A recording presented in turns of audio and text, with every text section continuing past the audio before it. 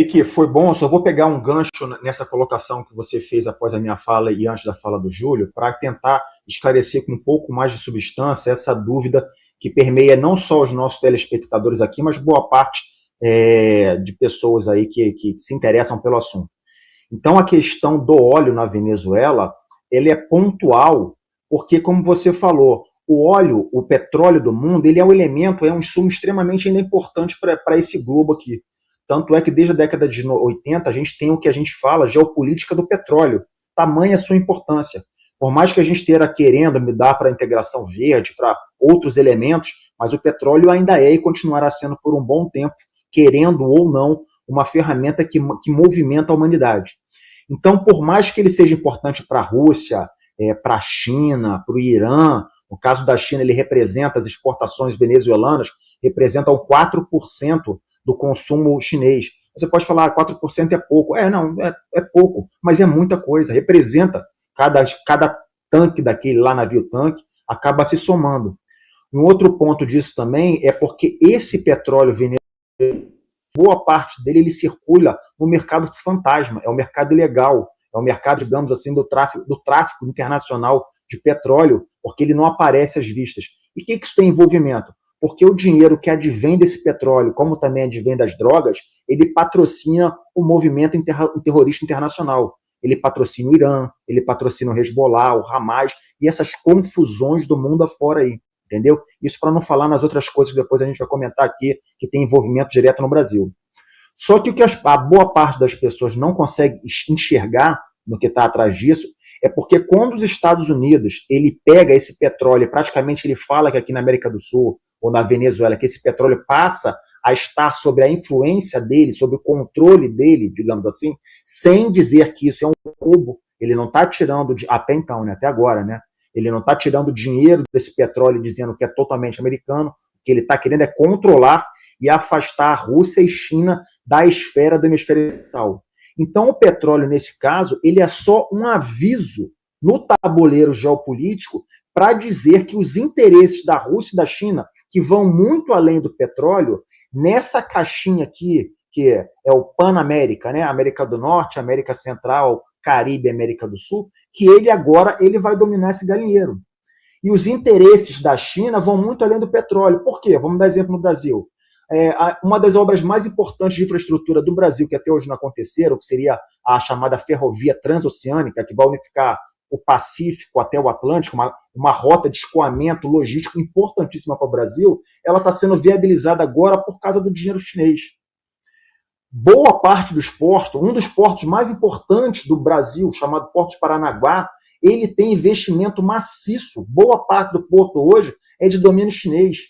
Na Argentina, eles construíram bases do qual o argentino não entra nem mais nas cercanias daquela base.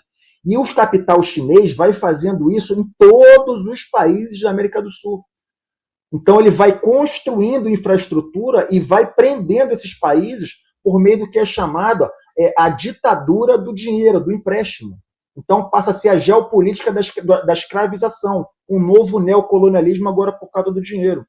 Então, voltando ao ponto inicial, essa mensagem do petróleo ela é só a ponta de lança para dar uma ordem, uma nova ordem dos Estados Unidos, uma nova ordem mundial, como a gente quiser chamar, dizendo, seu China, seus Xi Jinping e seu Putin, agora aqui quem manda sou eu. Eu estou falando agora por meio do petróleo, mas todos os outros assuntos agora a gente vai falar agora porque agora tem um novo xerife que vai coordenar isso aqui.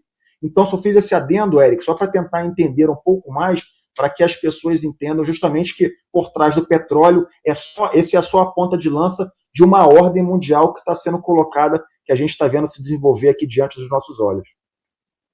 Muito bom, comandante. Inclusive, para trazer um exemplo rápido aqui sobre essa questão dos 4%, eu pensei muito numa forma de explicar isso, mas tem uma forma muito simples, trazendo aqui para a realidade do brasileiro. Por que que o Trump, e eu vou falar agora sobre o pronunciamento do Marco Rubio que ele deu agora à tarde, falando sobre as 3 etapas que vão ser realizadas para a retomada ali da Venezuela e das coisas, segundo os Estados Unidos, dentro dos rumos. E duas dessas etapas envolvem petróleo, tá, gente? Mas por que esses 4% são importantes? Como o comandante já pontuou aí algumas questões de como isso é utilizado, como que isso financia terrorismo, fora que muita gente nem sabe que petróleo é esse, porque também existem denúncias de que petróleo de navios que não são registrados são tirados de forma ilegal. Então, na verdade, você teria mais do que isso. Além do fato de que a reserva venezuelana é gigantesca. O que é produzido por dia é uma infinitude do que poderia ser se os Estados Unidos de fato estiver lá com petrolífero, ok? Mas por que isso hoje, esses 4% são importantes para a Rússia e China? Imagina o seguinte, imagina que você ganha R$2.000 por mês, gasta R$900 de aluguel e os outros mais R$900 com suas compras de casa, mercado, água, luz, telefone, internet, etc. R$900 de aluguel e R$900 com o resto. Sobrou quanto, irmão? R$200 de 2.000. Aí, se aparece para você fazer um freela de mais R$200, o cara vai falar assim, pô, esse cara ganhou R$2.000, ele vai perder um final de semana para ganhar R$200? É 10% da renda dele.